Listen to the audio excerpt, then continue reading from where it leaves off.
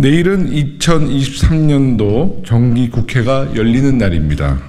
대학가도 막 개강했거나 개강을 코앞에 둔 시점입니다. 최근 한 일간지 기사는 우리 가슴을 더욱 답답하게 합니다. 1,000원의 아침밥 빼고 다 오른 물가로 인해 대학생들이 학식을 먹기 위해 길게 줄을 서고 웬만하면 걸어 다닌다는 내용이었습니다. 이것이 우리가 마주하고 있는 현실입니다. 평범한 가정의 학생이라면 등록금과 교재비, 생활비가 부담스럽지 않을 수 없습니다. 그래서 우리는 취업 후 학자금을 이용하는 학생들에게 대해 적어도 대학에 다니고 취업을 준비하는 동안이라도 이자 부담을 덜어주자는 취지로 취업 후 학자금 상환특별법 개정안 법안을 의결했습니다. 하지만 국민의힘과 교육부는 법 사이로 회부된 지 한 달도 안 돼 당정 협의를 열고 당대표까지 직접 나서 대학생 지원 방안을 발표했습니다. 야당의 포퓰리즘 법안 때문에 나라 재정이 거덜날 것처럼 반대하더니 야당 법안보다 훨씬 더 많은 재정이 수반되는 대책을 제시하면서 야당의 재논의를 요구한 것입니다. 반년이 넘도록 대화 협상을 기다려온 교육위 민주당 소속 의원들은 우선 유감을 표하지 않을 수 없습니다. 하지만 우리는 여당의 재논의 요구를 받아들여 협상에 응하기로 결정했습니다.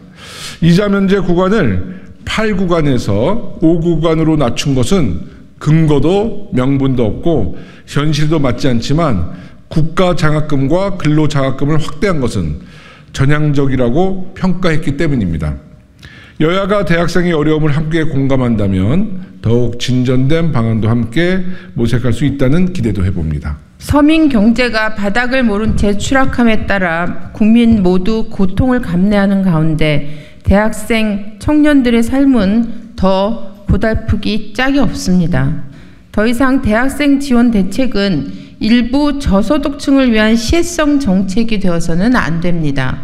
이에 더불어민주당은 정부 여당의 방안에 몇 가지 제안을 더한 청년 자립을 위한 보편적 대학생 학자금 지원 확대 방안을 새롭게 제안하고자 합니다. 첫째, 부모의 재산과 소득을 포함한 소득 인정액을 기준으로 한 학자금 지원 구간 산정 방식을 개편해야 합니다. 청년들의 자립을 지원해야 할 정부가 부모의 자산만을 절대적 기준으로 삼아 지원 자격을 부여하는 것은 청년들의 가치관과 시대 정신에 부합하지 않습니다. 특히 대도시 거주 학생들의 부동산 가격 과다 산정으로 인한 수혜 절벽 문제 해소가 시급합니다. 교육위 결산 심사에서 논의한 바와 같이 여야 및 정부가 함께 머리를 맞대야 합니다. 둘째, 중장기적 안목을 갖고 학자금 및 장학금 지원 구간을 단계적으로 확대해야 합니다. 우선 취업 후 상환 학자금 대출 신청 자격을 8구간에서 9구간으로 확대 적용할 것을 제안합니다. 취업 후 학자금을 이용하지 못해 일반 학자금 대출을 이용함으로써 재학 중에도 이자를 부담해야 하는 학생들도 최대한 걱정 없이 공부할 수 있도록 해야 합니다.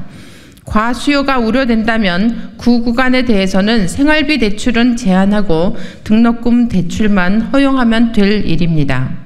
마찬가지로 근로장학금 신청 자격도 9구간까지 확대 적용해야 합니다.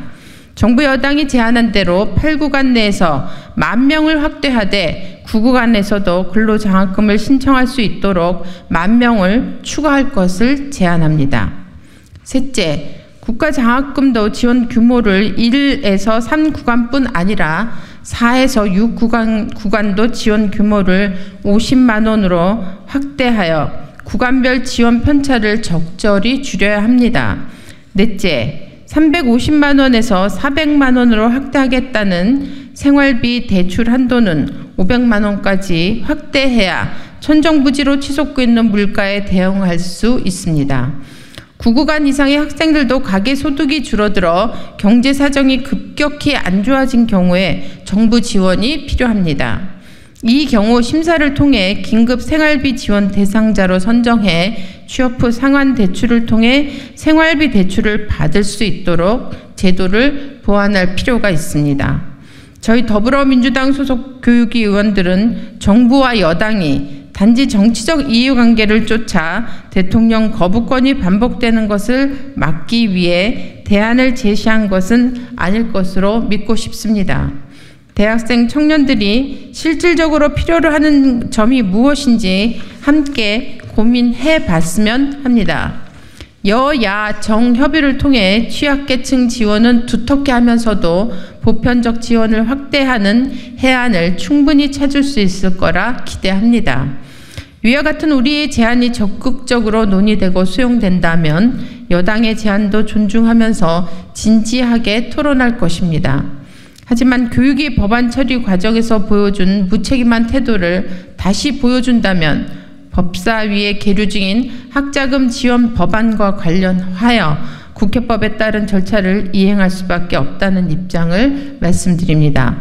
긍정적인 여당의 회답을 기대합니다. 2023년 8월 31일 더불어민주당 교육위원회 의원 일동